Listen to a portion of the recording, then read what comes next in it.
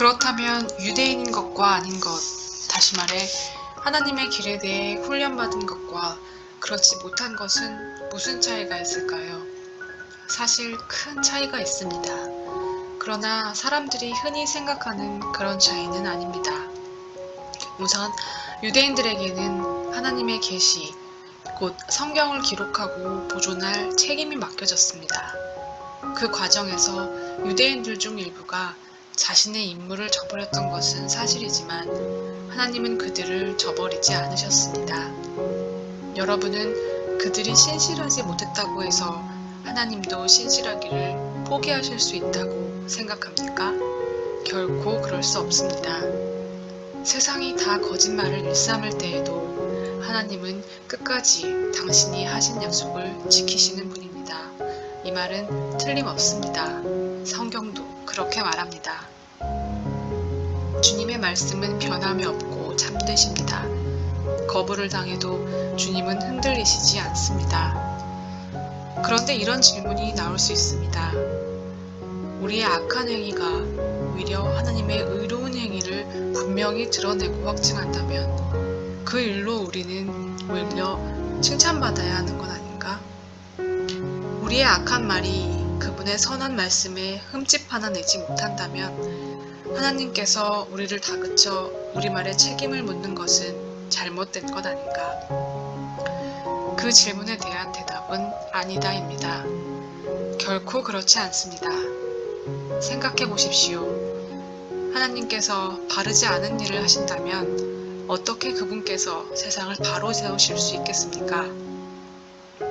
그저 심사가 뒤틀려서 이렇게 말할 수도 있습니다.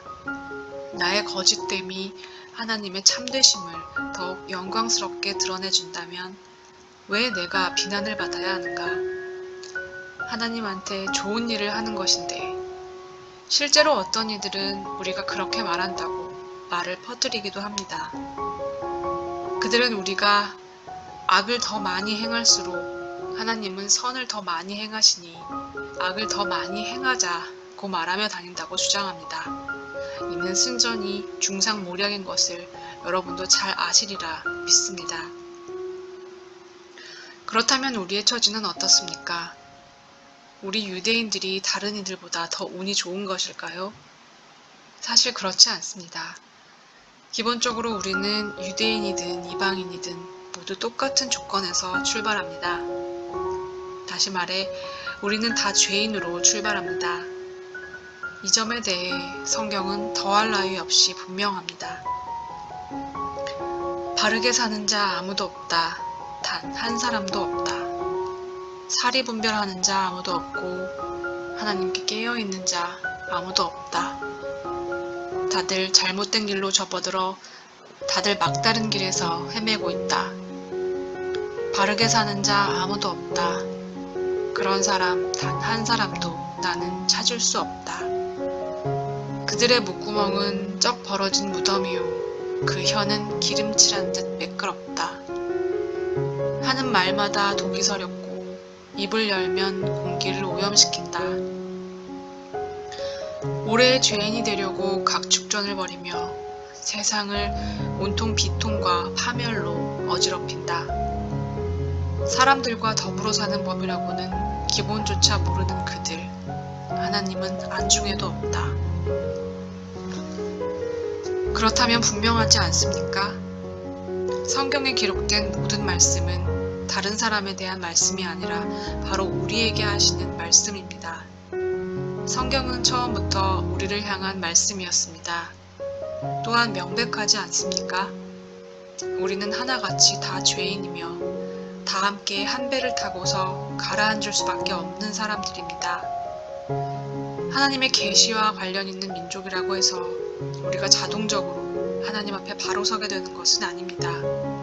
우리는 다만 모든 사람의 죄에 우리 역시 연루되어 있다는 사실을 직시하게 될 뿐입니다. 그런데 우리 시대에 와서 새로운 것이 더해졌습니다.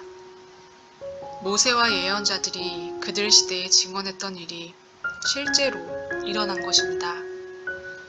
그들이 증언한 하나님이 바로 세워주시는 일이 이제 우리에게는 예수께서 바로 세워주시는 일로 나타났습니다. 이는 우리만을 위한 것이 아니라 그분을 믿는 모든 사람을 위한 것입니다. 이 점에서 우리와 그들 사이에 아무런 차이가 없습니다. 우리나 그들이나 다 죄인으로 오랫동안 비참한 전과를 쌓아왔고 하나님께서 뜻하시는 그 영광스러운 삶을 살아낼 능력이 전혀 없다는 것도 입증되었습니다. 그래서 하나님께서 친히 우리를 위해 일해주셨습니다. 순전히 은혜로 그분은 우리를 그분 앞에 바로 세워주셨습니다. 이는 전적으로 그분의 선물입니다. 그분은 우리를 진창에서 건져주셨고 우리가 있기를 늘 원하셨던 자리로 우리를 되돌려 주셨습니다. 바로 예수 그리스도를 통해 그 일을 하셨습니다. 하나님은 세상의 제단 위에 예수님을 희생 제물로 삼으셔서 세상으로 하여금 죄를 면하게 해주셨습니다. 그분께 믿음을 둘 때 우리는 죄를 면하게 됩니다. 하나님은 이 일, 곧 예수의 희생을 통해 세상으로 하여금 그분 앞에서 죄를 면하게 해주신 이 일을 만천하에 드러내셨습니다.